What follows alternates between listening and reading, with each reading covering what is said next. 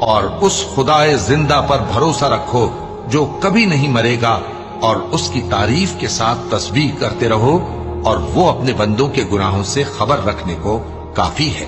وہی جس نے آسمانوں اور زمین کو اور جو کچھ ان دونوں کے درمیان ہے 6 دن میں پیدا کیا، پھر عرش پر جلوہ افروز ہوا۔ وہ جو رحمان یعنی بڑا مہربان ہے، تو اس کا حال کسی باخبر سے دریافت کر لو۔ اور جب ان کفار سے کہا جاتا ہے کہ رحمان کو سجدہ کرو، تو کہتے ہیں اور رحمان کیا ہوتا ہے؟ کیا جس کے لیے تم ہم سے کہتے ہو ہم اس کے آگے سجدہ کریں؟ اور وہ اس بات سے اور بدکتے ہیں۔ بڑی برکت والا ہے وہ جس نے آسمان میں برج بنائے اور ان میں آفتاب کا نہایت روشن چراغ اور چمکتا ہوا چاند بھی بنایا، اور وہی تو ہے جس نے رات اور دن کو ایک دوسرے کے پیچھے آنے جانے والا بنایا۔ یہ باتیں اس شخص کے لیے جو غور کرنا چاہے یا شکر گزاری کا ارادہ کرے، سوچنے اور سمجھنے کی ہیں۔